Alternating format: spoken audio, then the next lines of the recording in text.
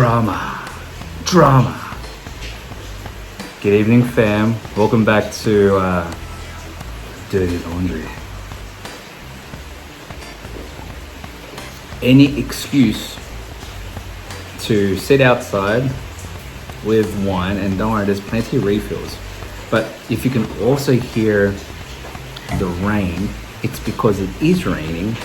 And what that actually does is it clears the sky, and then all of a sudden you can smell the fresh air, which is actually what we need in this day and age. So thank you for coming back. This is podcast numero 3, as the French would say, or 3 as everyone else would say. Now, just to recap, I don't know if you've been following us, Instagram and Facebook, but what we were talking about, the cashless society, and I know I've only done 2 posts about it so far. It's coming true. It's coming.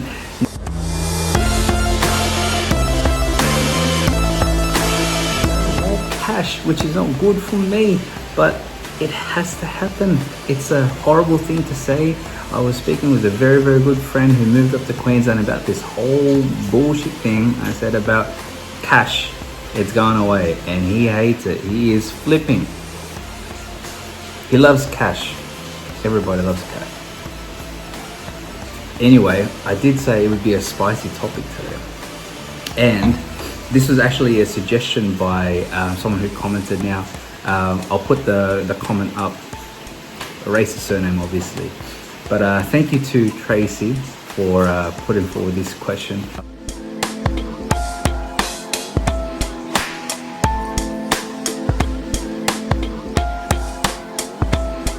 And I don't know it all off by heart, but it goes something along these lines. How do I feel about social media and the kids consuming social media content and only hearing or seeing or reading what they see only on social media, but not actually listening to the whole conversation? And you know what? It's a spicy content because it's very, very uncomfortable.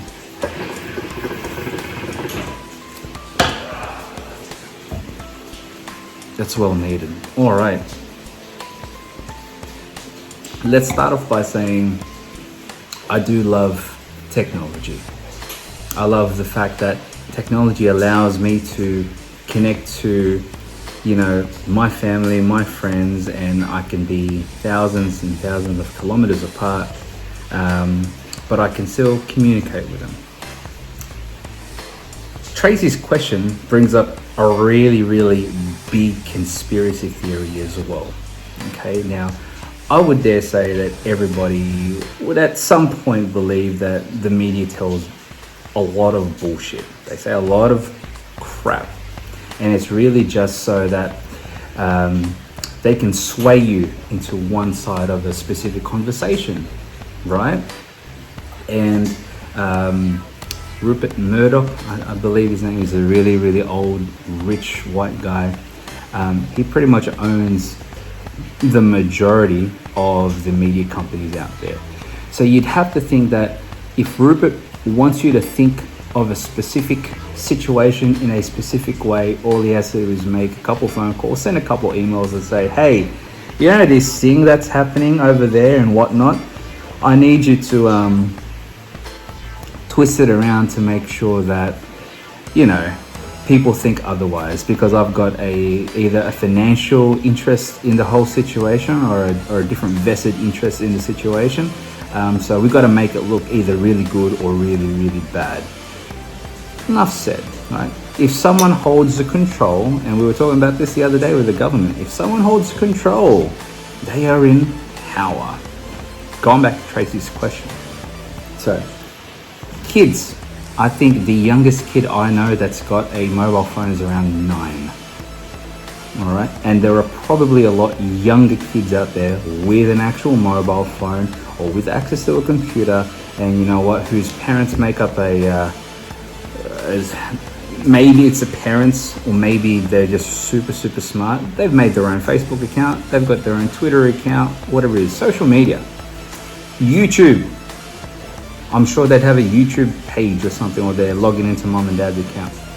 Social media allows people like myself and everybody else to voice an opinion, and hopefully it does not get blocked by the people running the social media site, whatever it is. As bad as it sounds, it is happening at the moment on YouTube, on Twitter, where we're seeing a lot of tweets, a lot of posts, a lot of videos being blocked by the administration side or even the actual company because it doesn't fit their narrative. Or the other thing is they've been asked to pretty much block everything because it could do something more damaging to people of power. So a classic example is this thing going around that okay, you can't say the name anymore on YouTube or in a lot of places Twitter because it might actually get blocked. So we're being silenced.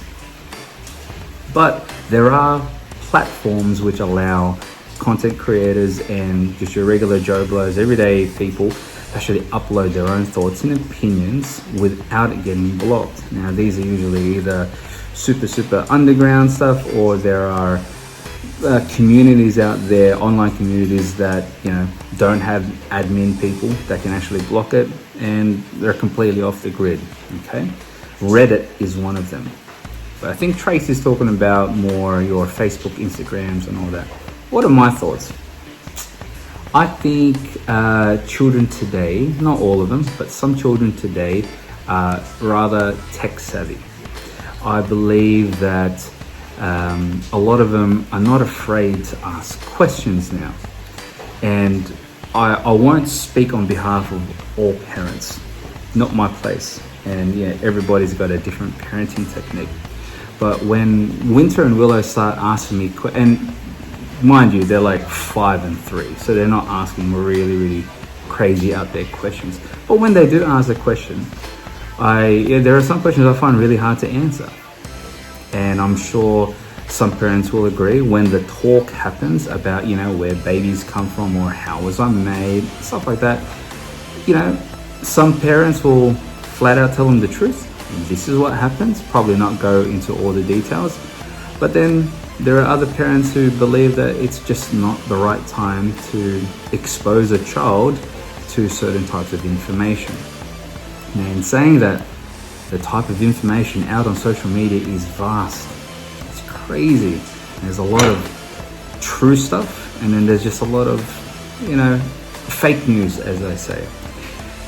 I believe as a parent, I need to make sure that when the time is right, that I actually have those conversations with my girls. And it could literally be about anything. And I love the fact that because they're young, they'll absorb the info that you're actually talking to them about, right? Tracy didn't go into specific details about the type of info that they're consuming. But look, let's face it, sex ed wasn't introduced into my life until year 8, right? And that was literally a dodgy video that we watched in health class. But right about now, I hear people in, still grade, like primary school, who have access to the internet. The information is there. If they're curious enough, they'll go look for it. And the thing is, a lot of the stuff out there is unrestricted. All you need is Google. Google will do the work for you. All right? The other thing I can say about the actual topic itself is we have to be mindful about what they consume online and how specific content creators can put some really bad stuff out there. There was a big controversy, it was probably 6 months ago, about people who put videos on YouTube Kids, right?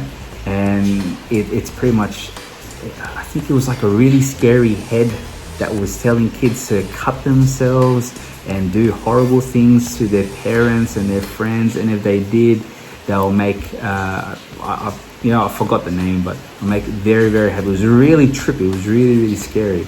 Now, that needs to be regulated a lot more, I believe. I believe there needs to be someone watching these videos, and believe me, I know Facebook employs thousands and thousands of people to literally, their job is to literally sit there and watch content and determine if it is good or not.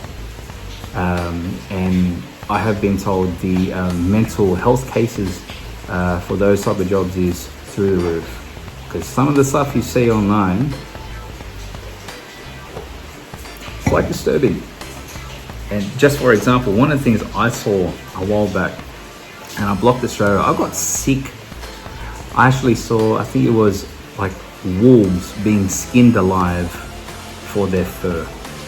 And believe me, I hated what I saw, and it still lives with me till this day.